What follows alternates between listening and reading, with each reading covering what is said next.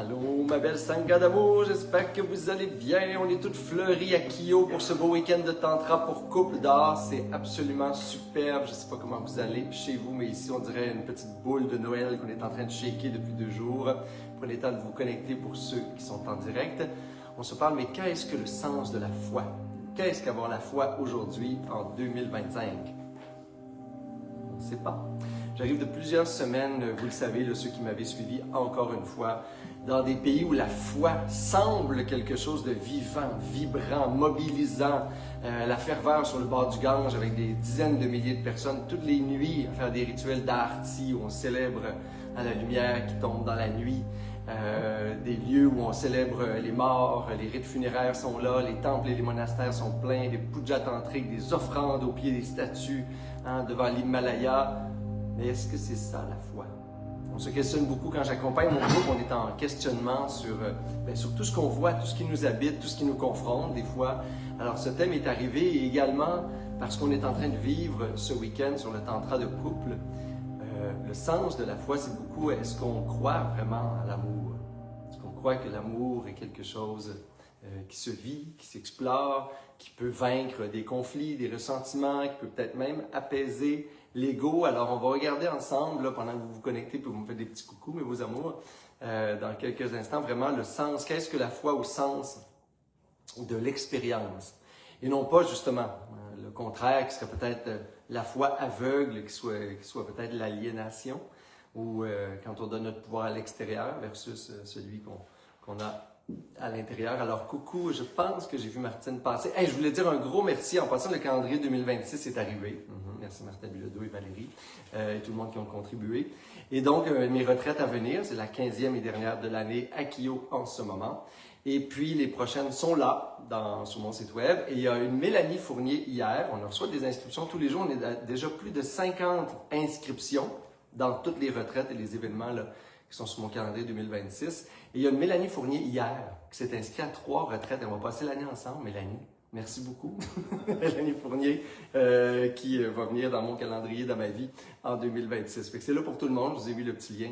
Si vous voulez, il y a également le programme de méditation, 21 jours, un défi de méditation pour commencer l'année sur le thème de la motivation, dépassement de soi, courage, persévérance. C'est inspiré des pratiques zen et de la philosophie du samouraï de tous mes derniers mois au Japon. Alors, c'est là pour commencer l'année. Si vous voulez méditer avec moi 30 minutes par jour, tous les jours, pendant 21 jours, vous pouvez aller voir ça aussi pour le calendrier. Qu'est-ce que la foi? Ça nous surprend, ça nous intrigue, ça nous fascine encore qu'il y ait des mouvements de masse qui se regroupent dans des lieux spirituels, des lieux religieux, des actes dévotionnels. Et pourtant, il faut se questionner parfois sur ça questionne en tout cas notre foi. Et je nous rappelle aujourd'hui ce qu'est la foi au sens véritable, au sens profond. Une foi, dans la tradition bouddhiste, la foi devrait être quelque chose qui vient absolument de l'expérience. La foi est donc une confiance, une confirmation d'une expérience ressentie et vécue, qui m'amène justement souvent à connecter avec une vérité intérieure. C'est ça, je vis une expérience sur l'amour, le pardon, la force, la communion avec la nature et ainsi de suite. Et là, cette expérience-là fait en sorte que je suis confirmé dans une croyance qui avant n'était qu'une croyance. Et là, j'ai foi, j'ai confiance que cette croyance-là, c'est vrai. La foi ne devrait jamais, mais jamais, mais jamais, ou non jamais, être une croyance imposée, pour lesquels j'ai de l'adhésion juste parce que je suis dans un groupe d'appartenance ou un groupe de référence, ou une croyance qui est dans ma tête, mais qui a aucun fondement, qui a aucune expérience. Dans ce temps-là, ce serait effectivement une foi aveugle. Ce serait, OK, je crois à ça parce que on croit à ça, ou parce qu'il faut, ou parce que sinon, j'ai peur que l'enfer, le purgatoire, un mauvais karma, peu importe. Fait que je le fais par dépit comme un enfant qui aurait peur de se faire punir de quelque chose. Mais ça ne veut pas dire qu'on croit à ça. Ça ne veut pas dire qu'on croit à Shiva, Shakti, Bouddha, les divinités, les esprits dans la nature, l'amour, l'espoir, la lumière, la sagesse, l'humanité. Tant qu'on n'en fait pas l'expérience, ce ne peut pas y avoir de la foi. Ça va s'appeler des processus d'aliénation, d'endoctrinement, d'influence qui fait en sorte qu'on a l'impression d'adhérer à quelque chose, mais sur laquelle il n'y a aucune valeur extérieure. Et ce que ça fait une foi qui est détournée? Bien, ça fait en sorte que ce à quoi tu crois, si ça ne vient pas de l'intérieur, si ça ne vient pas d'une vérité, bien, ça va toujours être quelque chose qui a du pouvoir à l'extérieur de toi. Entendez-moi bien, si on s'en va sur le bord du Gange, puis on prie Shiva, Shakti, les déesses, les dieux, si on s'en va dans la forêt, puis on prie une statue qui est là, si on s'en va dans un monastère, on prie Bouddha en avant de nous, puis on est là, puis on trouve ça beau, puis... et on n'en a pas fait l'expérience, bien, on ne conçoit pas que ce qu'on est en train de prier, ce qui est là de tous les temps, c'est que ça représente quelque chose qui est en moi, ou qui est universel. Bouddha, c'est la sagesse qui est en moi, c'est l'état d'éveillé qui est en moi. Toutes les divinités de toutes les traditions du monde, ils ont parlé d'états de conscience purs qui sont en nous, qui sont en tout. Fait que si j'en fais pas l'expérience, ben, je suis encore plus impuissant que si je n'avais pas de foi. Parce que ma foi, c'est juste de quémander sur quelque chose de plus grand que moi, de plus fort que moi, de plus beau que moi, de plus... C'est sûr qu'on est tout petit dans l'univers, puis que l'univers est plus grand que nous, plus fort que nous, plus extraordinaire que nous, et la nature aussi. Mais elle vibre en nous. Il y a un peu de nous dans tout ça. Il y a un peu de l'univers en nous. Il y a un peu de Bouddha, il y a un peu de conscience, il y a un peu d'amour. Et toutes ces images-là extérieures, tous ces symboles-là, tous ces statues, tous ces édifices qui représentent quelque chose qu'on devrait trouver à l'intérieur, parce que le mot spiritualité, ça veut toujours dire l'intériorité. S'il n'y a pas d'intériorité, il n'y a pas de tantra, il n'y a pas d'amour, il n'y a pas de conscience, il y a encore moins un cheminement spirituel. Fait que je cherche en moi des vérités, des sagesses, des sources d'énergie profondes qui, on va dire, qui sont divines, mais je suis le reflet de tout ça. Et si j'y crois sans en avoir fait l'expérience, le dérapage facile, c'est de croire que c'est dans la statue, le symbole, le mot, l'image à l'extérieur de moi. Puis là, je deviens comme un enfant qui passe sa vie à quémander à un pouvoir extérieur d'influencer ma vie, de me donner quelque chose, de me sauver, quand c'est là. La spiritualité, les religions, c'est le processus d'empowerment. C'est je reconnais Dieu en moi, le divin en moi, la force en moi, la sagesse en moi, l'amour en moi. Le mot qui fait votre affaire dans tout ça, la présence en moi. Parce que ça vient de l'expérience. Fait que la foi aujourd'hui, en 2025, c'est d'avoir tous les outils du monde, toutes les pratiques ancestrales, toutes les philosophies, le patrimoine spirituel de la planète en ce moment-là, il peut être moissonné, là. J'y ai consacré ma vie. Il y a plein de gens qui y consacrent leur vie. Vous avez juste à vous payer un mois quelque part, une fin de semaine avec nous autres, lire un livre, c'est là. Ce patrimoine-là, cette expérience-là, ce savoir ancestral-là, il est partout. Aujourd'hui, la foi, c'est d'en faire l'expérience. C'est pas juste de le lire, c'est pas juste de le savoir, c'est pas juste d'y aller et d'être fasciné par... C'est d'y aller et de voir quelle expérience je peux vivre à travers ça. Même quand je lis un livre, là, c'est une expérience.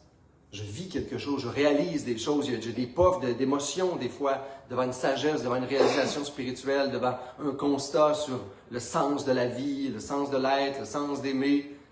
Ben ça, quand en dedans, ça fait comme « Waouh! » Là, je suis touché, puis je suis saisi, puis c'est une petite chaleur.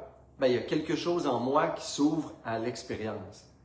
Et je fais donc l'expérience, je vis ce que je cherche à réaliser à l'extérieur. Et là, parce que c'est le point d'appui, c'est mon expérience, mon ressenti, ça ne peut pas être nié par l'autre. Tu sais, même si quelqu'un disait, là, mettons que quelqu'un disait, je sais pas, vous avez déjà fait l'expérience de goûter une fraise, mettons. Puis là, quelqu'un dit qu'une fraise, ça goûte salé. Là, tu fais comme, ben, il me semble que non.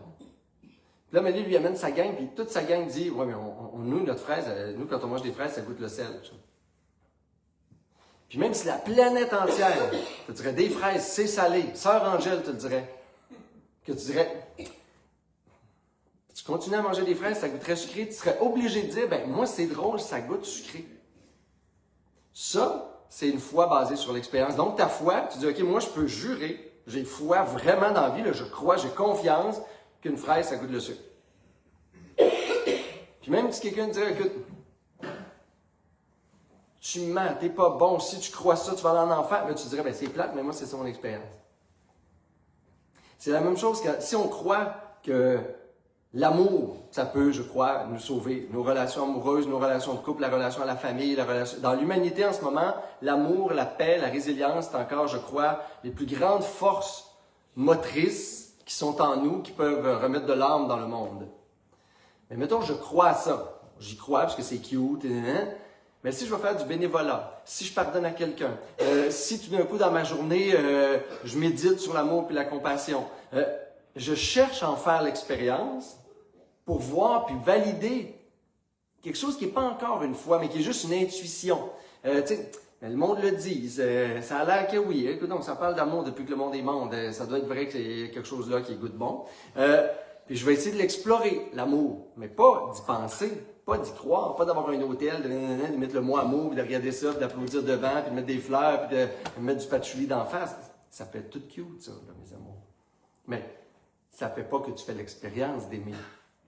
Aimer, c'est un ressenti. C'est pas une pensée c'est stérile. On peut abrutir une foule, on peut amener les gens à penser le contraire, on peut manipuler la raison d'après tout le monde. C'est pas ça qui fait qu'il y a un élan vers une vérité profonde et une sagesse qui va donc donner du sens à notre vie, puisque la foi, c'est un phare. Ça dit où aller.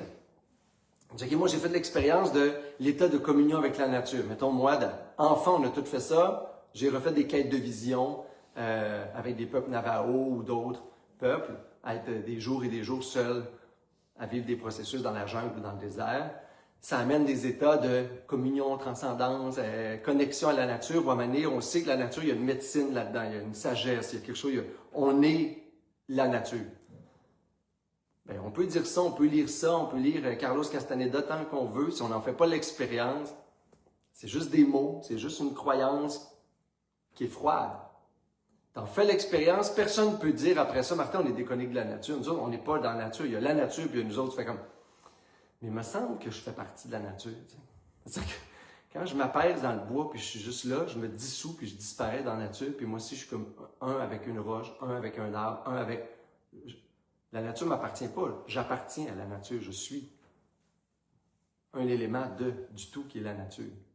Fait que des états de communion, des états de transcendance, des états sur la réalisation du corps, de la lumière, de la vie à l'intérieur de nous, l'amour, le pardon, la compassion, tout ce qu'on cherche finalement comme état de pouvoir là, qui transforme nos négativités, notre souffrance, notre non-sens et ainsi de suite, bien, tout le travail spirituel, toutes les pratiques, toutes les méditations, tous les rituels, tous les grands rituels de l'Asie, les temples, les monastères, devraient constamment nous amener à faire l'expérience sentie de quelque chose qui peut confirmer une intuition, une croyance en devenir. Et là, ben, on retrouve la foi. Puis la plus belle foi qu'on peut avoir en ce moment, approche du temps des fêtes, mes amours, c'est la foi à l'humanité. On voudrait, tous les petits films là, de Disney à autres là, nous parlent de pardonner, être ensemble, s'aimer, décider d'être heureux, décider de s'aimer et d'être heureux. Là. En disant ça, gang, ça goûte bon. Ça, c'est plus le fun dans la vie que le contraire. On le sait, mais il faut en refaire l'expérience pour que notre foi soit plus grande dans ça. Parce que si on avait vraiment foi, tout le reste qui n'est pas de l'amour, de l'harmonie, de la solidarité, ça s'en irait tout de suite. C'est parce que c'est juste mental, c'est juste une pensée, c'est juste une idée, c'est juste un rêve. On est capable d'être cynique le lendemain par rapport à ça, puis dire ouais, mais le monde, c'est de la merde. Mais non, le déluge au Saguenay, des peuples migratoires, il y a plein de lieux dans le monde en ce moment où plus il y a de misère, plus il y a de la solidarité. Moi, je visite que des organismes humanitaires communautaires dans le monde quand je voyage. Je ne passe pas juste d'un monastère à une tribu. Là. Pour voir à quel point il y a de l'entraide, il y a de l'amour, le monde dans la rue se font aider, il y a des gens qui prennent dans leur maison des enfants abandonnés. Il n'y a que de ça sur la planète, mais je veux faire l'expérience de la solidarité. Pour me dire, la solidarité doit être, selon moi, une des médecines, une des solutions aux maux de la planète. Mais si j'en fais pas l'expérience, je l'ai dans ma tête, je vous le dis, ça fait comme... Il a bien raison, Martin, j'ai écouté Vision mondiale quand j'étais jeune, c'était tellement touchant. Tu le fais pas plus. Pourquoi tu le fais? Pourquoi tu vis pas la solidarité plus? Ben parce que tu n'as pas foi. Il n'y a pas une expérience qui vient valider, consolider, nourrir cet élan-là intérieur. Aujourd'hui, la foi en 2025, c'est donnez-vous donc, dans les prochaines semaines peut-être, vu que le temps des fêtes est là, puis ça a l'air qu'on parle d'amour, d'espoir et de famille et de rassemblement, ben, pourquoi vous ne donnez pas des espaces, puis ça peut être des pratiques personnelles. Le méditer, c'est une pratique qui amène à vivre une expérience. Avec les autres, en relation, en groupe comme on fait là, pour voir si vraiment vous vivez comme une vérité intérieure, comme un ressenti, comme une expérience, ce en quoi vous dites que vous croyez. Et c'est là-dessus qu'on va méditer en ce moment. On va juste aller voir, mais peut-être que je n'ai pas exploré tous mes élans là, de croyance ou à quoi je veux croire, mais à quoi ça veut croire à l'intérieur de moi? Qu'est-ce qui goûterait bon comme croyance? Qu'est-ce qui goûterait bon comme expérience? Et après ça, vous allez le valider. T'sais, quand vous vous tournez vers le monde, la souffrance, une journée qui ne va pas bien, la foi, c'est là qu'elle va dire, OK, ouais, mais j'ai foi que... Il y a des gens qui disent, j'ai foi que tout a un sens. Moi, j'ai foi qu'il y a toujours un karma. J'ai foi que dans mon esprit, je suis maître des pensées qui vont être là, peu importe le contexte. J'ai foi à ça, parce que des journées, des fois, de M, des semaines, des années, comme on l'a déjà... Ben, le fait de pratiquer la méditation, ben, je transformais dans mon esprit ce qui était négatif, puis je trouvais des espaces de bonheur, paix, lâcher prise, renoncement joyeux, peu importe. Ah, j'en ai fait l'expérience, je sais que ça marche. Ben, quand ma journée, c'est de la M, la RDE, ben, je me dis, je peux transformer mon esprit, puis peu importe ce qui va m'arriver, ça peut goûter bon, ça peut être dans un bel état d'esprit à l'intérieur, parce qu'à l'intérieur, je suis chez nous, personne n'est là. J'en fais l'expérience, je reprends le pouvoir, c'est là. C'est quoi vos croyances? C'est quoi votre foi? Vers quoi ça va? Puis, comment vous pouvez donner vie à ça, en faire l'expérience. Ça vous pousse à une méditation tout le monde. Ici, on est sur le thème de l'amour, mes beaux couples. Et peut-être que votre méditation, c'est jusqu'où j'ai foi en l'amour. Jusqu'où l'amour peut être le tissu, l'espace dans lequel se vit le couple et que tout le reste est moins important. Jusqu'où je crois que l'amour, c'est possible. Avec nos différences, au-delà des conflits, au-delà de ce qui s'est passé, jusqu'où est-ce que j'ai foi en l'amour, est-ce que je crois, est-ce que j'ai confiance que l'amour, la complicité, l'autre, on peut être heureux, différent, au-delà de plein d'affaires. Parce que ça, c'est une foi qui est habitée, ou c'est juste une idée. Alors, prenez une belle posture de méditation pour rester en présence, en vigilance, mais là où vous êtes assis, c'est parfait, pas obligé d'avoir un coussin. Et vous pouvez prendre quelques respirations profondes au début, déposer l'attention sur la respiration, peut-être même sur les légères sensations à l'extrémité des narines, les légères sensations de fraîcheur à l'inspiration et de chaleur à l'expiration.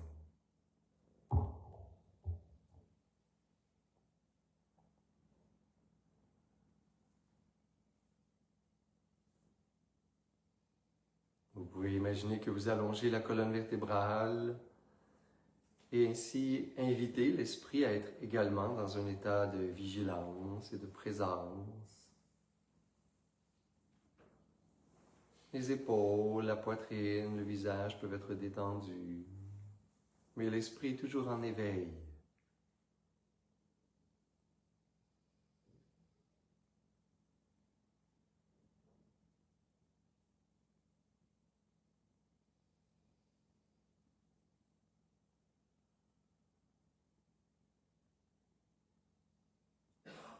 Et comme toute pratique de méditation, dès que je perds l'objet ou le chemin de ma méditation, je peux revenir au souffle, comme juste pour revenir à l'instant présent.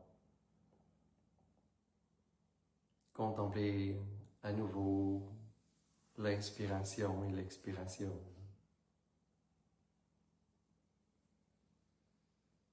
Détendre mon corps, ouvrir l'espace du cœur.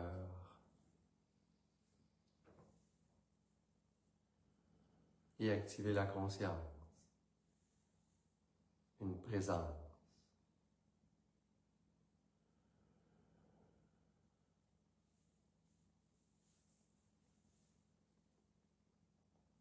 Je peux intérieurement me demander, mais en quoi j'ai foi? quoi je crois.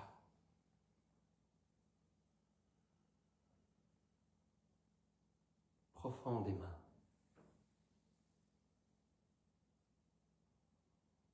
On va retrouver le sens, les sources, les racines de notre foi. En quoi j'ai foi.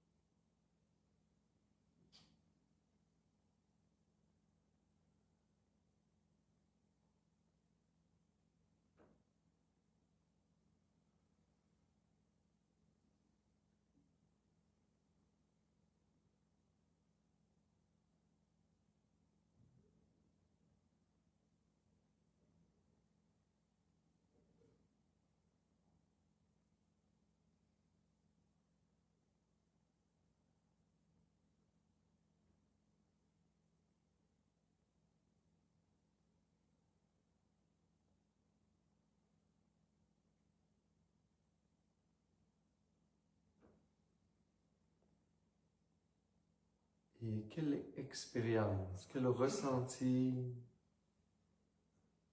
me permet de valider cette foi, cette confiance.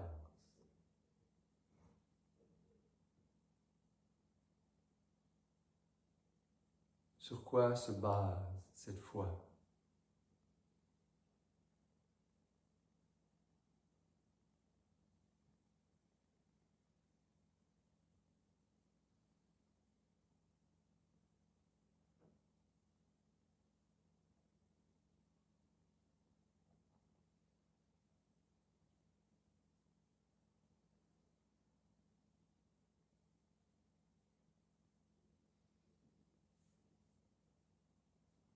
Et ainsi, je me questionne sur ce en quoi je crois véritablement dans la vie, dans le monde.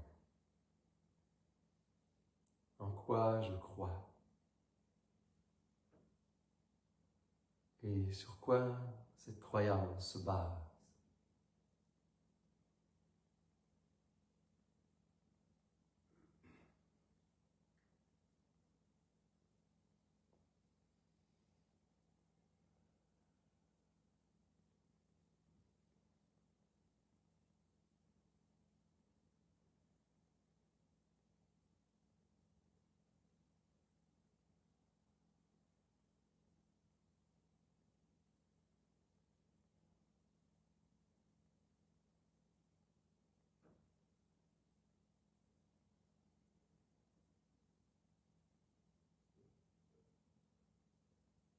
Comment j'en ai fait l'expérience de mes croyances? Est-ce que j'y ai réellement foi? Est-ce que la source est faible ou même dangereuse à l'extérieur de moi? Ou ça vient d'une vérité, d'une réalisation, d'une expérience qui en fait une vérité?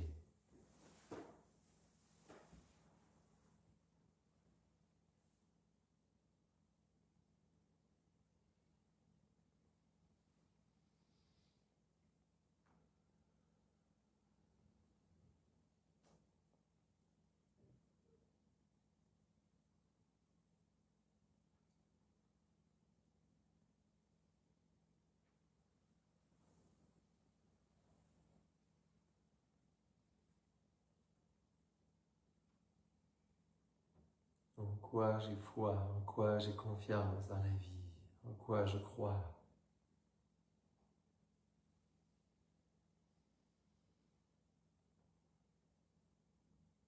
Comme chemin pour retrouver mon pouvoir. Si j'ai foi et je ne crois en rien, je suis perpétuellement dans l'impuissance et l'insécurité. Si j'ai une foi qui vient d'un pouvoir extérieur, je donne tout le pouvoir à l'autre sur moi. Si Si j'ai des croyances et une foi qui vient de l'expérience, sur laquelle je reviens sans cesse pour la nourrir encore plus, eh bien seulement cette foi devient une sagesse. Et cette sagesse peut guider ma vie et redonner un sens. En quoi j'ai foi? En quoi je crois?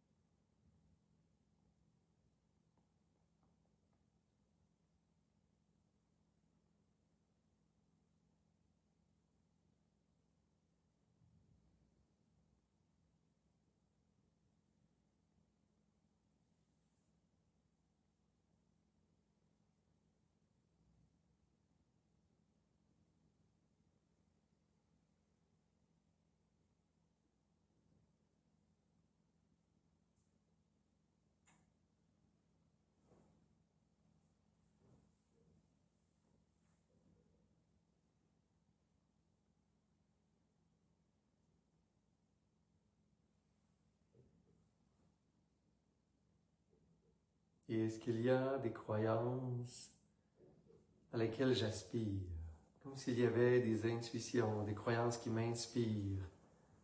Lorsque j'écoute les films de Noël, quelque chose qui est touché, qui est inspiré en moi, est-ce qu'il y a des croyances en lesquelles je voudrais avoir foi, pour laquelle je décide d'explorer, d'aller vers l'expérience?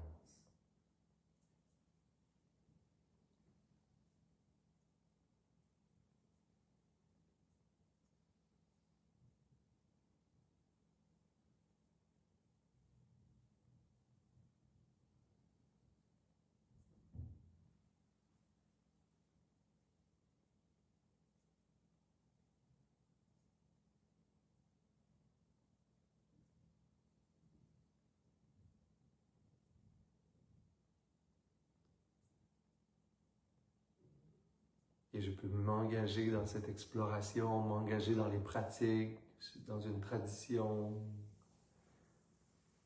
pour aller nourrir, pour aller explorer cette foi, ces croyances à lesquelles j'aspire, cette nouvelle vision du monde,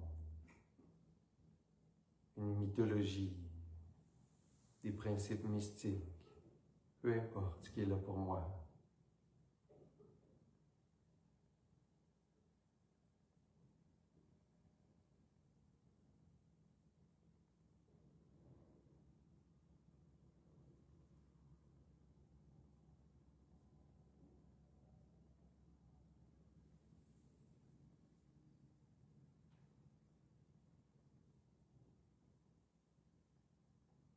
Et cet engagement est joyeux, plein de volonté, d'enthousiasme. C'est mon dernier objet de méditation.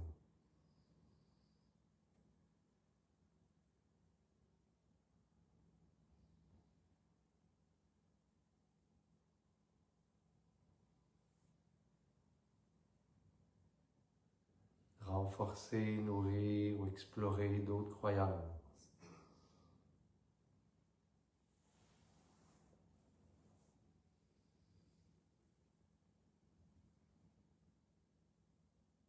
En la vie, en l'autre, en l'amour, en quelque chose de spirituel, par l'expérience. Et je me réjouis dans cette volonté en prenant quelques belles respirations profondes.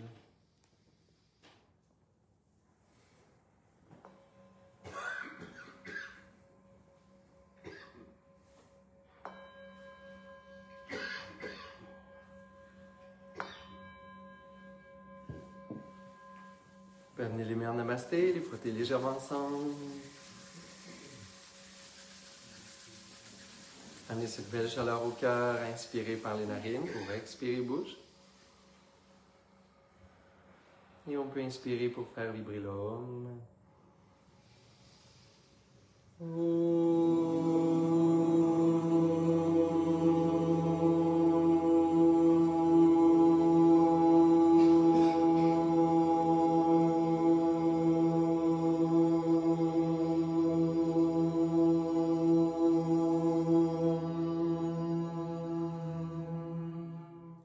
Namasté. Namasté les beaux amours à la maison. On se voit la semaine prochaine. Merci aux 250 et plus quelques personnes qui font le calendrier de l'Avent avec moi en ce moment tous les jours avec un petit 5 minutes surprise à déballer tous les matins. Et puis je vous souhaite une belle semaine.